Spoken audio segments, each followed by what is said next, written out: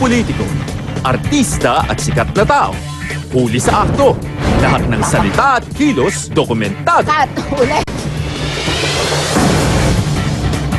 Anong balita? Martin, present ang dokumentado sa bonggang birthday party ni Governor V. Yes. At eto pa, Martin. Si Marlene Aguilar, tinuloy na yung plano niya na pagrarally sa US Embassy. Pero instead na rally, para siyang naging taping. At pwede bang lumipas ang linggong ito nang hindi natin napag-uusapan ang kontrobersyal na speechwriter ni Pinoy? I'm sure you've heard about it. Hindi pwede palusutin. Tweet. Eto, Martin, speaking of Pinoy, nakilala natin na isang ulirang Pinoy. Aba, nagpahiwatik. Uy! Gusto niya na maging ganap na ama.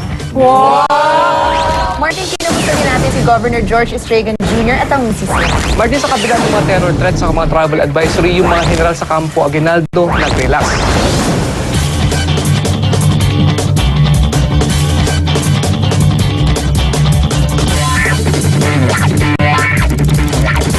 Not so very good morning. Napaganda mong coverage kahapon. Anong balita? Talaga na.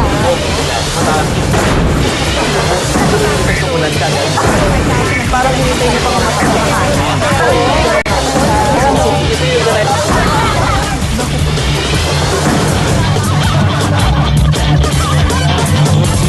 Lahat na mapapanood nyo, dokumentado. Martin, umaten tayo dun sa birthday celebration ng nag-iisang star for all seasons na si Governor Vilma Santos. Ba, Batangas Governor. Ilan taon na ba si Ate V? Ilan taon na? I just turned 36. Ano? Talaga? Ang babae talaga hindi aamin kung ano edad, ano? Siyempre.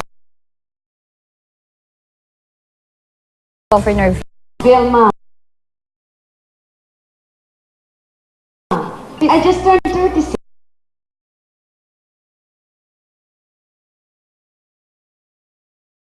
now.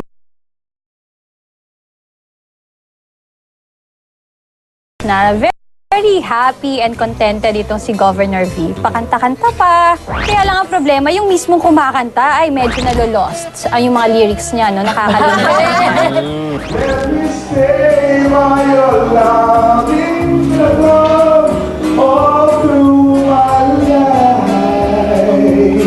Pakihawak muna nitong bato. Ako na lang ang kakanta. Before that, nagkaroon muna ng mass. Dumating syempre, ang nag-iisang asawa, si Senator Ralph Recto, tapos kasama din yung bunso niya, si Christian. Doon mo makikita na talagang si Christian, parang hindi pa rin talaga siya sanay na humarap sa maraming tao. Kasi siya yung nag-award doon sa runner-up.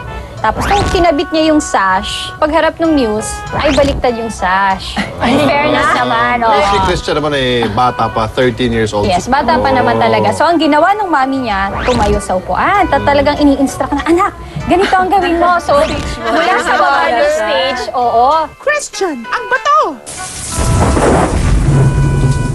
At hindi pa nagtatapos dyan yung party, Martin. Nagkaroon ng, syempre, party. Merong sayawan. Opinion mo yan, wala akong magagawa. Lundag-lundag pa yung dati. Di ba nakaganyan pa, Ay, teka, si Senator Ralph Recto ba sumayaw din? Naki-join ba siya? Ay, hindi. Hindi siya nagpahuli. Nakikaroon din si Senator din. At saka, bukod kay Governor V, nagpakitang gilas din si Christian. Kitang-kita rin kung kanino nagmana yung bata. Kanino? Kay Senator? Kay Senator. Akong number 1 fan mo. Okay. Pero Martin, syempre, mga typical na birthday party, pagka may program, magtatapos yan sa speech. So, dun sa speech niya, parang medyo nag-reminisce itong si Governor V. Tapos sinabi niya, Kasi hindi rin po madali ang buhay ko. Ang paghihirap ay isang pagsubok. I was working since I was 9 and there was even a time in my life sa lahat po ng kinita ko mula ng bata ako, kaya ko na magpatayo ng 2 subdivision. I thought you enjoyed it. The attention, the lights, the applause. Hindi ba mahirap? Pero sa tinakbo ng buhay ko, yung pera ko, nag-produce ako ng mga pelikula, nagkaroon ng mismanagement. Fame and fortune should blend together, Gary, to survive. And would you believe I was 27 When lahat ng mga naipon ko, bahay, pera, lahat, nakuha lahat ng bangko. Ay, naalala ko nga, kaya naging emotional to kasi nagkaroon siya ng kaso sa BIR noon. Yes, dati nakwento din niya yan. Pero sabi naman niya, pakiramdam niya swerte pa rin daw siya. Oo naman, successful siya sa Ano pa bang may political hiling? career. Ano ba tawag mo doon? Ano pa nga ba? Alam nga naman tanggihan ko ang grasya. Sabi nila, bakit ang mga artista hindi lahat sinaswerte? Bakit ikaw sinaswerte at laging humahaba yung karir mo sa politics? Kasi meron ako na wala sila. I have my senior advisor, and that's none other than Senator Ralph Recto. Love you very much, V. Happy birthday. Teka, gusto ko malaman kung ano regalo ni Senador Ralph Recto sa kanyang asawa na si Ate V. Aking dalawa na lang yun. Aking dalawa na lang yun. Nagrarally ako sa harapan ng US Embassy November 5, Friday, 9 ng umaga. So, tinupad ni Marlene Aguilar, no? Yung kanyang pinangako na magrarally siya. Ay, oo naman, Martin. Kagaya nga nung sinabi niya, talagang nag-rally siya dun sa US Embassy. At hindi lang yun, naghakot pa siya. Wow! So, hindi siya kasama pa Mga ilan naman yun? May mga kasama. Around 50. Malakas ang loob pala nito ni Marlene. Dati Baka may pa libreng naman pa-lunch, kaya maraming nahila. Kasalanan ko ba kung masyadong irresistible ang beauty ko? Just to give you an insight kung bakit nag-rally ito si Marlene Aguilar na ina ni Jason Ivler. Kasi itong nakaraan, nagpatawag si Marlene ng press con kasama itong film journalist na si Maribel Van Kulen na US war veteran daw.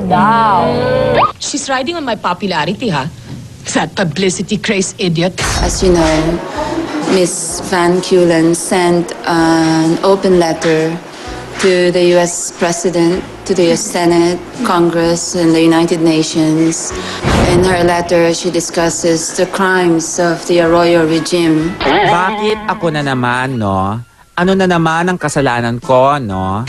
In her letter, she claims that Jason Ivler and I were part of a government hit list Hindi ako natatakot.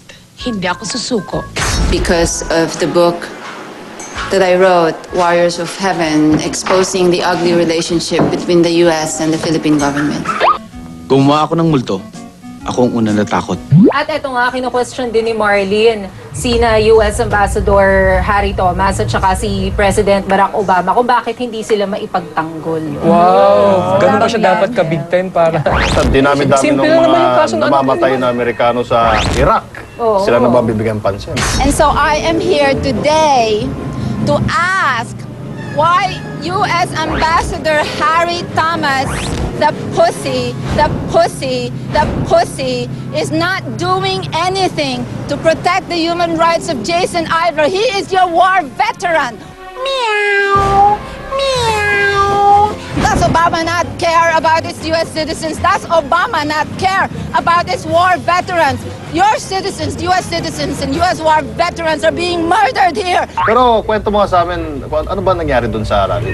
Eh ayun nga, etong rally ni Marlene, instead na rally o demonstration, para siyang naging taping. Kasi aside dun sa parang medyo scripted din yung mga dialogue niya. Etong si Marlene, as usual, emote na emote. Lights! Camera!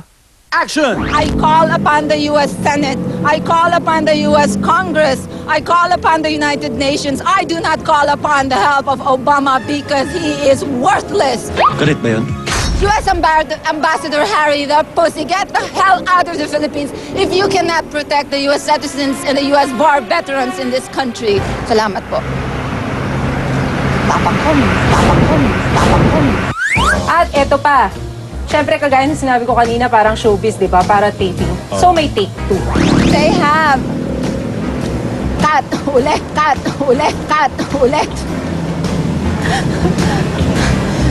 During the past 2 days, Okay, ready na ako.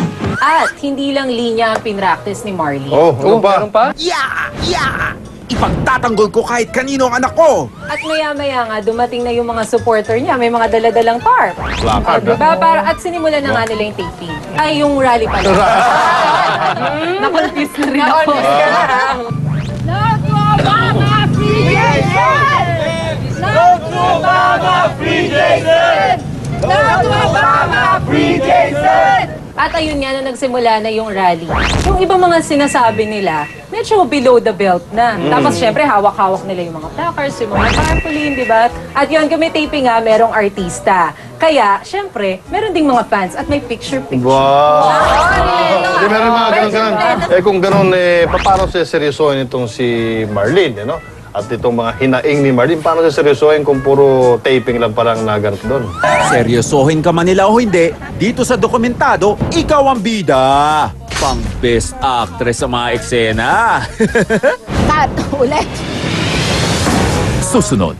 Nagulat kaming lahat dahil ang gumawa ng storya yung speechwriter ni Pangulo. I'm sure you've heard about her. Si May Bilang. Ayaw nga naman eh. Nabalitaan na lang namin nung nandun na big deal na pala or naging malaking issue na yung tweet niya nung sinabi niyang the wine sucks. Saka nakita rin natin si Gerald Mabanta, yung spokesman, di ba? Pag nakita mo, nakapati, naka-ano. Pero doon nakita natin siya, naka-short. Wala pang 20 meters. Hindi na siya nakatakbo. Ready, set, takbo!